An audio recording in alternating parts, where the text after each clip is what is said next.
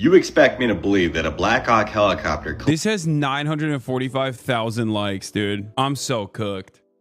We are so cooked. Dude, we're done. We're done. We're done. Wrap it up. Wrap it up. It's over. Wrap it up, dude. Yo. Meanwhile, while investigators work to find the cause of the deadly D.C. crash, President Trump is ordering a review of DEI in aviation, warning it may have played a role in this tragedy. We don't even yet know the names of the 67 people who were killed, and you are blaming Democrats and DEI policies and air traffic control. Don't you think you're getting ahead of the investigation right now? No, I don't think so at all. I don't think with the names of the people, you mean the names of the people that are on the plane? You think that's going to make a difference? Does it comfort their families? They are a group of people that have lost their lives. If you want a list of the names, we can give you that. We'll be giving that very soon. We're in coordination with American Airlines. We're in coordination very strongly, obviously, with the military. But I think that's not a very smart question. Interesting. Hogs mad. r/conservative users are really not happy with the DEI angle. Not the time to do this to score political points. Let the investigators do their job and families mourn. Trump will never not use a moment to promote his political points or opinions, no matter how irrelevant the situation they are. Same old Trump. He can never keep his mouth shut. I mean, one, these guys are still absolutely going to be Trump voters, Trump supporters, whatever. Yeah, I'm hearing stories so far. I have not seen any anything legitimate about this other than like personal anecdotes, but trans people are reporting that like there have been not one, not two, but numerous trans people have reportedly had issues with the passport office, and I don't know, could be an issue with oversight so far. And we'll get into it in a little bit, but as you guys know, one of the problems or one of the major things that the Trump administration has wanted to do was engage in trans erasure. You have to have your gender be the gender assigned at birth, only man and woman, that sort of stuff, you know. I am so cold in this room, and I literally have turned off the AC, and it's still cold. Okay. Federal employees are told to remove pronouns from email signatures by end of day, apparently. Yeah, they're doing really stupid things. Like, they're doing really aesthetic focused, stupid things. But part of that is also deliberate, where they're what do you call it? They're like doing this at the behest of like hurting trans people, harming marginalized communities in general. So it goes beyond aesthetics. No, I mean like aesthetically, as in like demanding that you remove your gender pronouns from your email signature is aesthetic. That's just the most bottom of the barrel. Like it's something that you do because you're just like, yeah, we're really going to stick it to the trans people like that. That's it. That's what it is. It's just like bullying, right? But there are far more consequential, far more impactful aspects of the trans erasure that we are talking about. So they're hitting it from every angle. Does that make sense? Where they're doing like silly things, but then they're also actively trying to do much larger, much more harmful things, such as, banning any sort of hormone replacement therapy. It's going to lead to, massive, massive problems. Like if your goal is to simply dunk on some trans people, in that process, you're going to end up harming every American. You're not just going to harm trans people. You're going to harm cis people as well. There are far more cis people than there are trans people out there. You know what I mean? Hold on. Health resources vanish following DEI and gender orders. Vague federal directives have led to frantic action and perhaps overreaction before a Friday deadline. Federal and state health officials and staff members scrambled on Friday to comply with a 5 p.m. deadline by Trump administration to terminate any programs that promote gender ideology and to withdraw documents and any other media that may do so. Federal workers have already been ordered to halt diversity, equity, and inclusion initiatives, to scrub public references to those efforts, and to place employees involved in them on administrative leave. Known TRT users like Rogan and Hulk Hogan will have a hard time getting testosterone therapy. Yeah, probably not, because the reality of the matter is their job isn't to like undercut HRT in its entirety. I think that their goal is to specifically stop trans people from existing. Those pieces will always be able to get their steroids, unfortunately. Yeah, by the way, of course, classic fake news moment. My brother Jack Wallace just found out the helicopter pilot was a transgender. They aren't going to be able to hide this much longer. A transgender Black Hawk helicopter pilot for the military wrote a long letter about gender dysphoria and depression one day before the fatal crash. Virginia pilot responds after she's falsely targeted over Black Hawk crash. Joe Ellis, a National Guard pilot who was transgender, was falsely identified as the captain of the crashed military helicopter in thousands of social media posts. Yeah, you are the media now. She's alive. Yeah, of course she's alive, because she wasn't the helicopter pilot for this helicopter crash. I can't stand this shit. It's so insane. It's so incredibly stupid. And like, I can't begin to talk about how disrespectful this is to the victims. I can't begin to talk about how hateful and stupid such an attitude is, like demonstrating such an attitude is, because none of that matters. These guys have one goal and one goal only. Okay. And then you got like absolute morons in here. So you're saying that trans people are actually better pilots? Did I ever say that? I don't know. I have no opinion. I don't think trans people are magical beings. I think they're just, you know, just like every other type of person. Okay. I'm joking, bro. Okay. Well, don't crack jokes like this right now. You know what I mean? There's hella people who do that. It's just crazy. Every single person involved could be white. Every single person involved could be a white man, right? Like just a straight up white dude. And these guys will still say DEI, as is the case with this situation. What we're talking about here with this specific crash is literally that. Virtually every single person involved in it is a white dude. And it doesn't matter. Like, it doesn't matter if they were, you know, if they weren't all white. Like, my point is, DEI is a ridiculous argument to make regardless. It comes with the notion that like people who aren't white men are actually somehow being uplifted to these positions that they don't deserve because they're not white, because we have like racial quotas or whatever. That's what it is. And the irony for the ATC especially, and even the military, because they say they're DEIing the military too sometimes. But the irony is that these towers are so consistently understaffed. So if there's any sort of lowering of the hiring standards that anyone has ever, lowering the hiring standards that they've had in the past, it is directly due to the need for more hired help on this side. Okay. It is insane. It's understaffed and it's underfunded, and these guys are, in spite of these potentially quote unquote lowering of restrictions that people are claiming is occurring, they're still understaffed. Why the US people are so addicted to skin color? People, it doesn't mean culture that matters. That's funny. It's just crazy to me because, like, God forbid there is a woman or a black person involved in any high profile incident. Oh my God. That's all. Like, these guys lie about it when there isn't a black person or a woman involved. I don't know what's going to happen when there is one. You know what I mean? Yeah, here it is. I can't remember the last time I've seen the military withhold a casualty ID. Unfortunately, the reason the family would make this request is all too clear and credible.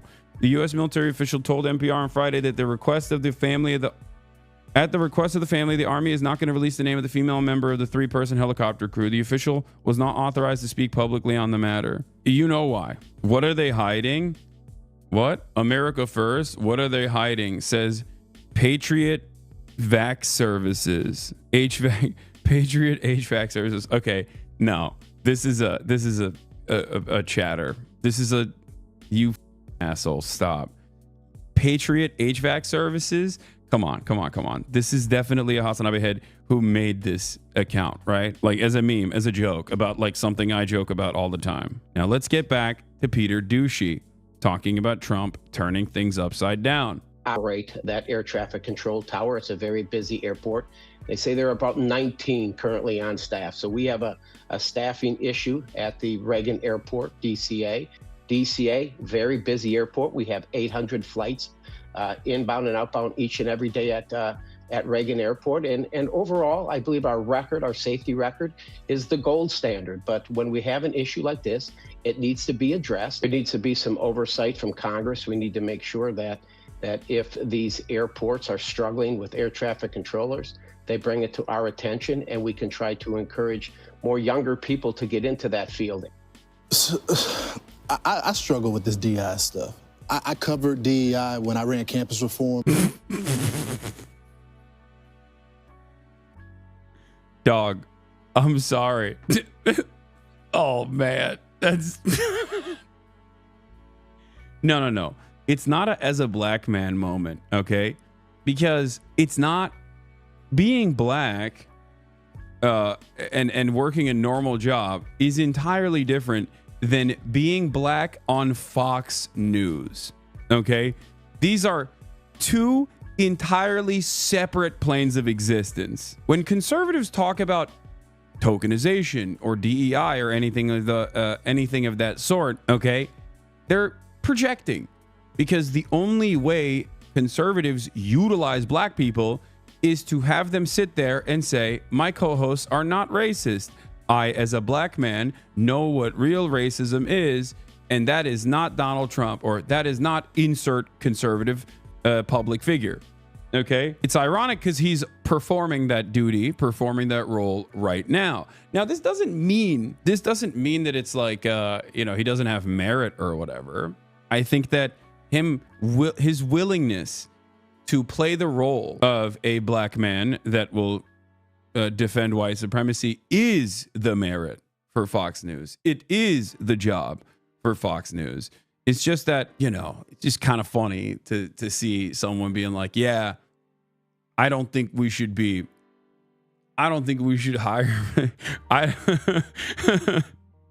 Oh, he has no merit. Trust me on that one. No, the merit for us is different than what the goals are with Fox News. The role that Fox News wants him to play. Maybe it had the original intent was good, but it's gone way too far. I understand organic diversity. I understand that some people at one point in time in history, or maybe today, were denied jobs because they're qualified, because of the race, sexual orientation, or whatever. I understand that. But why are we trying to what was that? In history, or maybe today, were denied jobs because they're qualified.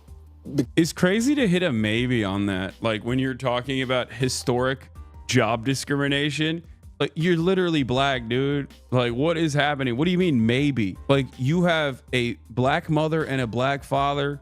You have a black grandfather and a black grandmother, two of them.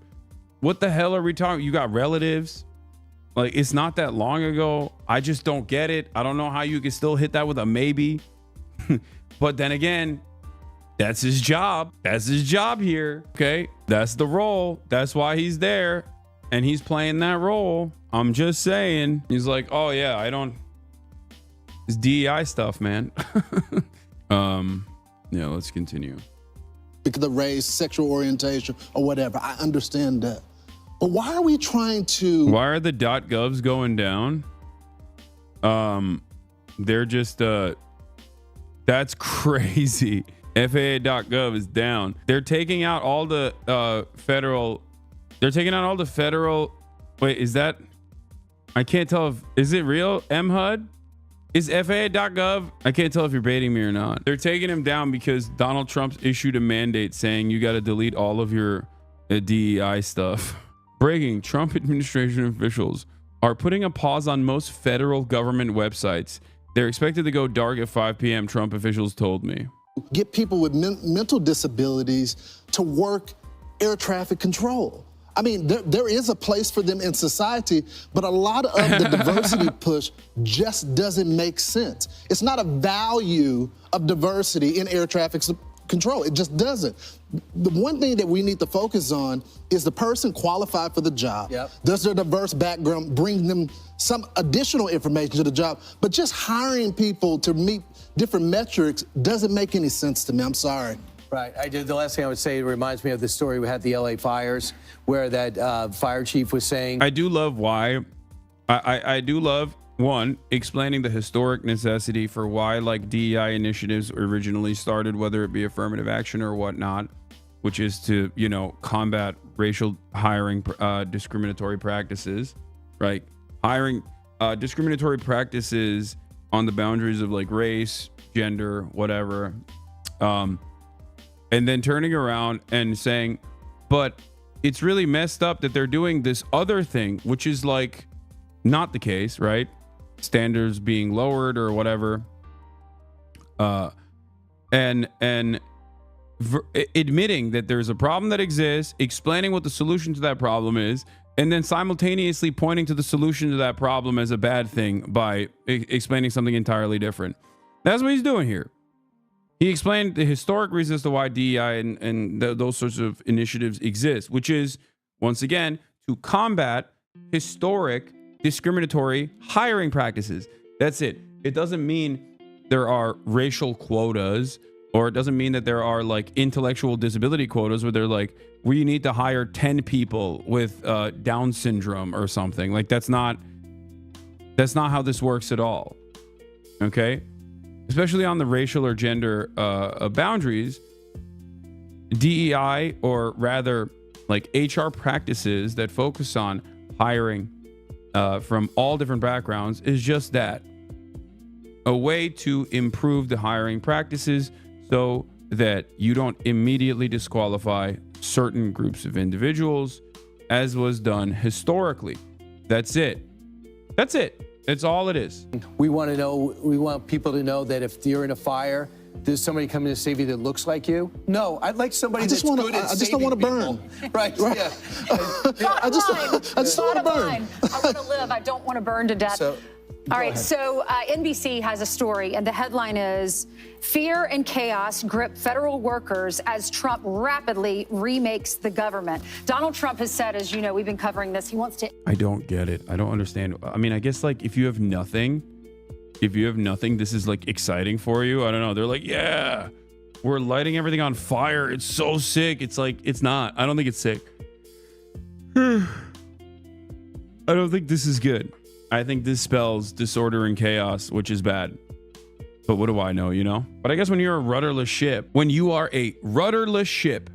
in terms of your politics, in terms of your political ideology, I don't get it. You're just, the only thing you care about, I guess, is that Trump is removing HIV data sets from CDC, could seriously affect HIV prevention efforts. What happens if all the people in these federal jobs and walk out, full collapse? I'm kind of stoned right now. Yes, that's not going to happen. Damn, do they tint your brows? I'm so tired this morning. Holy shit.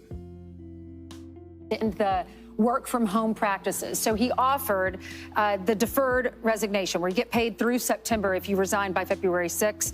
There are only 6% of our federal workers that are working full time in an office. So that's why Donald Trump is doing this. Now you have these Democrats that are saying we're living in fear. Everything's so chaotic. But my question to them is, are you fearful about lower prices? Are you fearful about tax breaks? Are you fearful about not paying tips?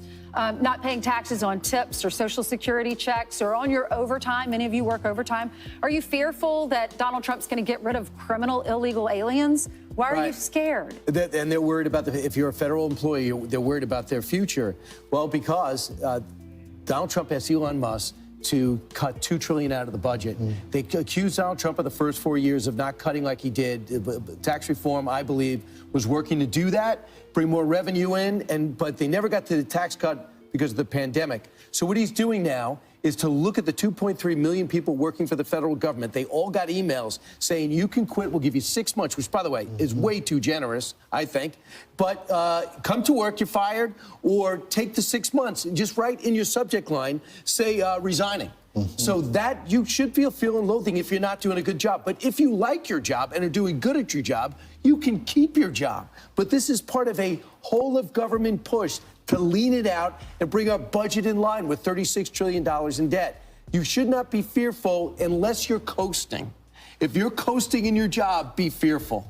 But this is Elon Musk sleeping in the Eisenhower in the office on the couch like he did with Tesla, trying to fix it. He's trying to fix the government the way he did SpaceX. Well, something is obviously going wrong, Ainsley. We just had Americans die because it wasn't properly staffed and they weren't focusing on the right thing. Other agencies are going through something similar.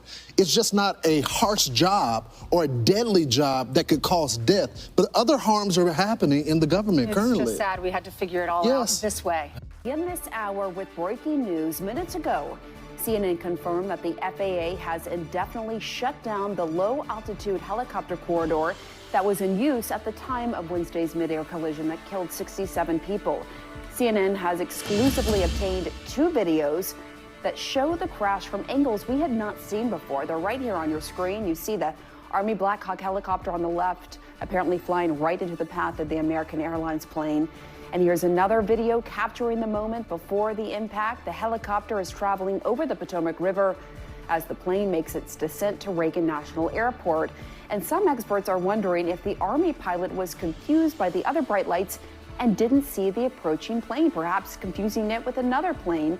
Also this morning, the New York Times is reporting that the Black Hawk may have strayed off course. Quote, the military helicopter appears to have been flying too high and outside its approved flight path at the time of the crash, according to 4 people briefed on the matter, but not authorized to speak publicly, end quote.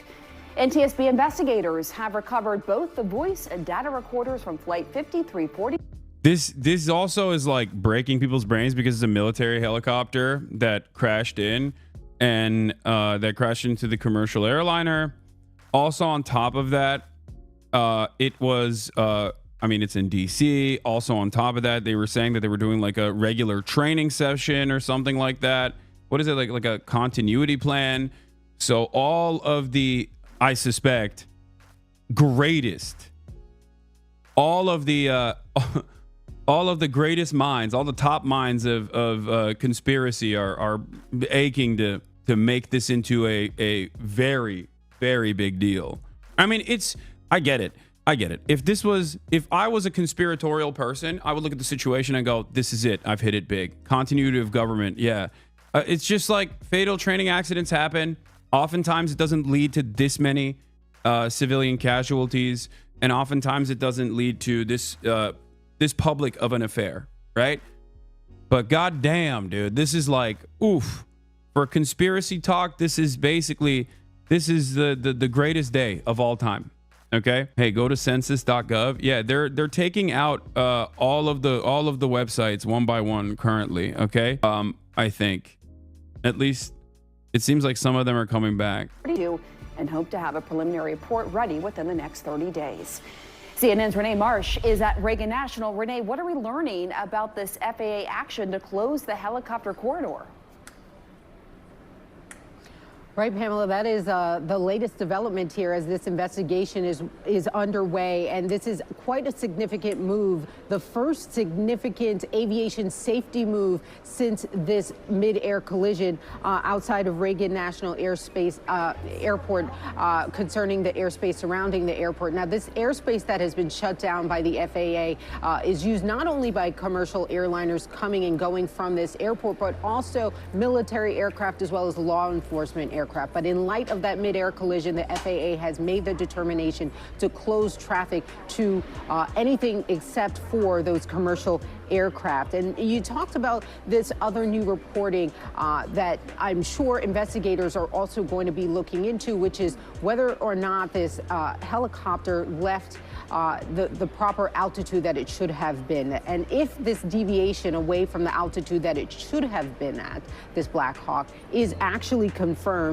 it would certainly mean that the pilot of that Black Hawk was not following flight regulations at that time, because these helicopters are supposed to be flying at very specific altitude, 200 feet or less. And so that is certainly something that investigators will be zeroing in on when they retrieve the black box from the Black Hawk helicopter. That has not been retrieved yet, but they have retrieved the black boxes from the commercial passenger plane. They are already starting work on that. It is in their labs. They have opened it and they've begun the process of reviewing the data from those black boxes. We know that investigators say that they are confident, based on the condition of the black boxes from the commercial passenger plane, that they will be able to get data from it. Also, the NTSB is tapping into their expertise across the country. We got word today that they have tapped one of their members from Alaska. They have flown that individual in. He's a former pilot of a Black Hawk helicopter, so tapping into his expertise on that. And of course, another crucial crucial part of this investigation, Pamela, is going to be the air traffic controllers. We do know that the NTSB at this hour, they have not yet had interviews with the air traffic controllers, so that is soon to come. Pamela? And there was this near miss the day before the collision between an airplane and helicopter. Tell us about that. Right, just further highlighting the complicated airspace that is the airspace around Reagan National Airport. It was just the day before this mid-air collision that another passenger plane coming in for a landing had to actually abort landing because another helicopter had come too close into its path. We have the sound from the air traffic control for that incident. Let's take a listen. This time is a helicopter over Georgetown, northbound 300 feet. We had a RA, but 4514 is going around. We had an RA with the helicopter traffic below us. So clearly with this, the incident that is being investigated today, you have that previous incident. It has clearly become evident to investigators that this complicated airspace, something needed to be done more immediately, even though this investigation is ongoing. And Pamela, again, that headline today, the FAA shutting down this airspace around Reagan National Airport to those military helicopters. Yeah, that's a big development. Renee Marsh, thank you. And our next guest is a former air traffic controller who personally shut down New York City's airspace on 9/11, and he may have been the first person to realize America was under attack that day. Michael McCormick joins us now. Thanks for your time. So as a former air traffic controller, what was your immediate reaction when you learned about this crash and subsequently as more evidence is coming in to process? Pamela, just like the rest of the country, I was absolutely shocked when I learned of this mid-air collision, especially with the loss of life on board. Conspiracy talk is booming. You expect me to believe that a Black Hawk helicopter... This has 945,000 likes, dude. I'm so cooked. We are so cooked. Dude, we're done. We're done. We're done. Wrap it up. Wrap it up. It's over. Wrap it up, dude. Yo, is satire? Collided with an American Airlines flight in DC's most modern and secure airspace. An American Eagle flight that was en route from Wichita, Kansas. Does anybody know about what's happening in Kansas right now? You know, a major tuberculosis, you know what outbreak? Putting that aside, I just so happened to track the helicopter's path as well before you were unable to all of a sudden. And boy, did I discover a lot of very interesting information. Was it... Did he... What, a tuberculosis? Is that... Why didn't he say tuberculosis? Can you not say tuberculosis on TikTok? Are you not allowed to say tuberculosis on TikTok? This is not something Let's that continue with you this. would expect to see within the air traffic control community. And my thoughts and prayers go out to the families of the passengers and crew on board both aircraft, and also to the air traffic controllers at Washington National, who I'm sure are having a very difficult time right now. My heart feels for them because I think about that moment when the collision happened and then the air traffic controller had to see the collision and then immediately pivot and deal with all the other planes coming in and redirecting them to the other airports in the area. I mean, talk about true professionalism. But you have to wonder what they're thinking, how they're feeling right now.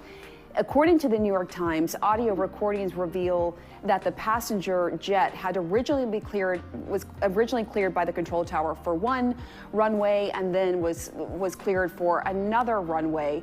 What is your assessment of that and just the timing here of the communication with the helicopter pilot just around 13 seconds before the collision happened? That is not an unusual maneuver for Washington National Airport. The main runway is what the aircraft was initially sequenced for. The controller made the decision to circle the aircraft to runway 33, and that allows the tower to be able to get more departures off of the main primary runway, while the aircraft was circling to land on the secondary runway. Unfortunately, because of that maneuver, it put American right into the flight path of the helicopter. And a source tells CNN that one controller was working 2 positions at the time of the crash. I think that for the layperson, you're like, oh my gosh, what? They were working 2 positions covering the helicopters and the planes, but apparently that's common practice. Should it no longer be common practice? It is a common practice in all air traffic control facilities that you open and close positions based upon the volume and complexity. I got a new at any given jacket. time. That provides maximum flexibility to handle what's going on in a control tower or in any other air traffic control facility. In this instance, it was actually a good thing because now you have one controller who's actually talking to and controlling both of the aircraft. Otherwise, It's a brand called Color. It's a Japanese brand called Color with a K, and it's sick. if it was a separate controller, then the 2 controllers would have to constantly coordinate back and forth about what is happening and what they're choosing to do. Just taking a step back, I often think about how stressful that job is to be an air traffic controller. Just bring us into what it's like to be one and sort of the daily stress and the pressure that you're under. It is crazy that now that Donald Trump is president, the media is finally doing pro-labor, like basically talking about, the media is basically doing like pro-labor coverage, talking about how, the air traffic controllers are underfunded and that they're understaffed. Typical. It took Donald Trump becoming president again for them to be like, hey, we got to do contentious coverage again. Classic. Now, of course, I've long maintained the position that they are not going to be as contentious as they should be. Okay. Just so you understand, like, you're going to get very limited amount of contentious coverage out of these guys. If your expectation is that they're going to be like really aggressive, really going out of their way and like going after the Trump administration for all its faults and failures, I don't think they're going to do that. But there are certain instances where they will shine a light on what is the real issue. This is one of those instances, it seems, where they're just like, yeah, Donald Trump's immediate blame on DEI initiatives is perhaps not the reason why this happened. And it's, I think, a very glaringly obvious instance. So Trump exclusively blaming that or hitting that button will most likely end up backfiring. You'll also see like regulatory agencies aggressively go after. It's just, I still personally suspect that the DEI button is going to be overused. And yes, the dumbest of Trump supporters are going to be on board with it always and forever. But slowly but surely, it will eat away at the number of people that truly believe it, especially if it like is a traumatizing incident that impacts many Americans, right? You can't say 9/11 happened because of DEI, for example.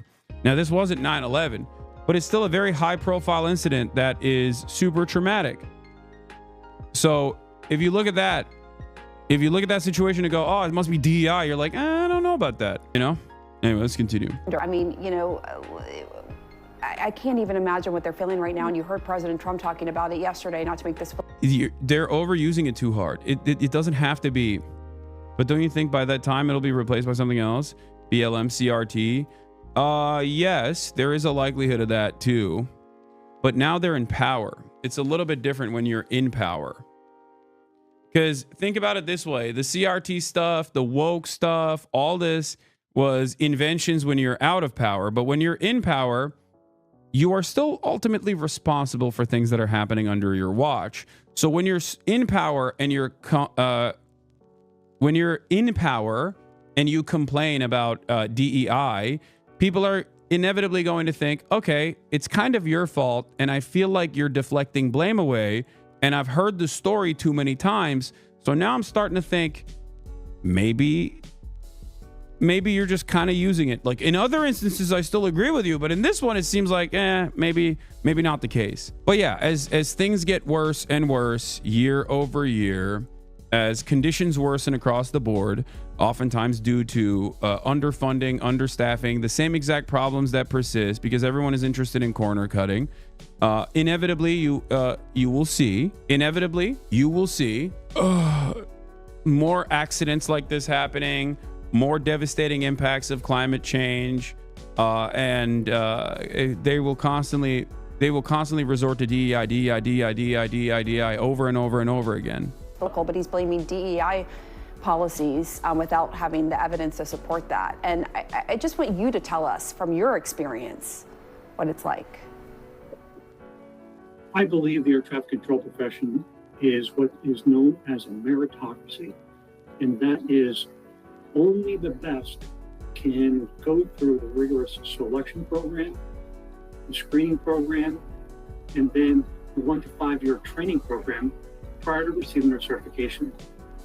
So having gone through that, we are very proud to have professionals who are competent and dedicated to providing the safest service in the world. And as a controller, I think there's nothing more gratifying, more fulfilling than being able to provide that service to our country. And there is no stress. When you enjoy your profession, you do not feel the stress. You deal with the responsibilities. You compartmentalize, as in the case of when this accident occurred, the controller immediately moved to where their priorities were. And that is air traffic control. It's just remarkable. It really is. Michael McCormick, thank you.